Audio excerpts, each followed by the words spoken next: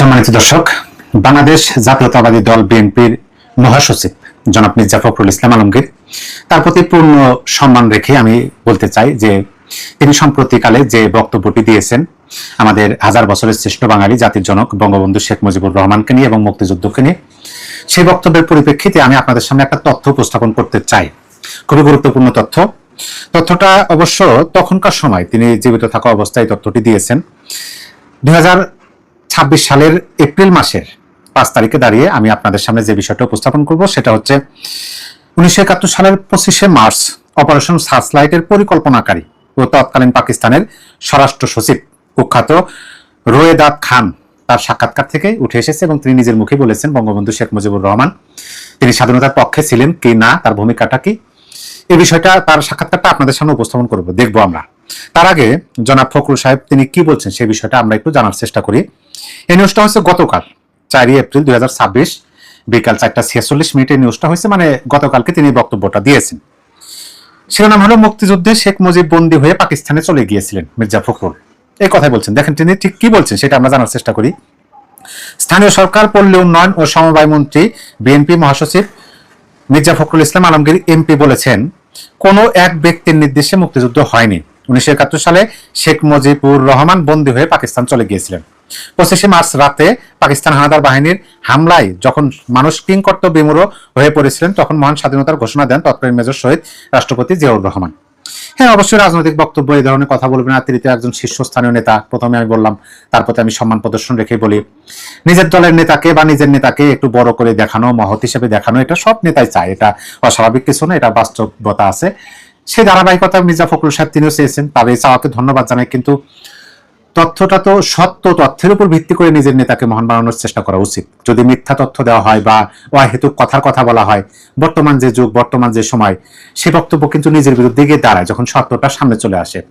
যেমন ধরেন আমি আজকে এখন যে ভিডিওটি আপনাদেরকে দেখাবো বা যে সাক্ষাৎকারটি দেখাবো, এই সাক্ষাৎকারটি দেখার পরে আমিও কিংকর্তব্য বিমূঢ় এরকম একটা পরিস্থিতির মধ্যে পড়ছি বা আমাকে পড়তে হয়েছে যে আমি তো তাকে সম্মান করি, তাকে ভদ্র মানুষ এবং সত্যবাদী মানুষ হিসেবে আমি চিনি।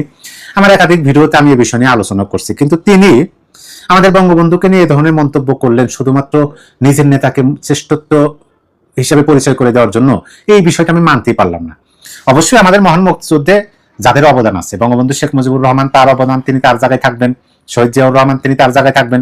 কাউকে ছোট করে দেখারও কিছু নাই, বড় করে দেখারও কিছু নাই, বাস্তব চিত্রটা সামনে তুলে ধরতে হবে। কিন্তু একজন মহান নেতাকে আপনি ছোট করে, খাটো করে আর একজনকে বড় করার চেষ্টা, এটা তো অপচেষ্টাই বলা হয়, তাই না? আমি আলোচনা করব। তার আগে আমি আপনাদেরকে সেই ভিডিও ফুটেজটা দেখাই বা সাক্ষাৎকারটি দেখাই, আপনারা দেখুন সেই সাক্ষাৎকারটি। शेख मुजीबुर रहमान जो इलेक्शन 70 के बाद वो शेख साहब 6 पॉइंट की बात नहीं करता था, 6.4 से बरकरार कर दिया। अब वो इंडिपेंडेंस चाहता था, इंडिपेंडेंट चाहता था। मरने शेख साहब को मैं मिला उनको जिस दिन इलेक्शन 70 से पहले मैं शेख साहब को मिला। उनका रेजिडेंस था धान मंडी में, वहाँ पर शेख साहब ने चाय मंगवाई, मिठाई मंगवाई, तमाम अपने वर्कर्स को कहा कि तुम बाहर निकल जाओ। मैंने कहा शेख साहब आप बड़े लीडर हैं, तो आप वेस्ट पाकिस्तान क्यों नहीं आते? वहाँ आपका इस्तेमाल होगा, कराची में होगा, लाहौर में होगा, पेशावर में होगा, आप क्यों नहीं आते? शेख साहब ने मुझे कहा, मुझे हो गया, कहने लगे west Pakistan is too far away, बहुत दूर है यहाँ से, and it cost lot of money, I can't गो।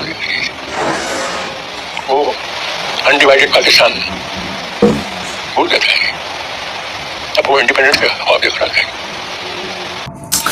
আপনারা যে ভিডিও ফুটেজটি দেখলেন বা যার কথা শুনলেন তিনি হলেন 25শে মার্চ কালো রাত্রি, যেটাকে আমরা বলি অপারেশন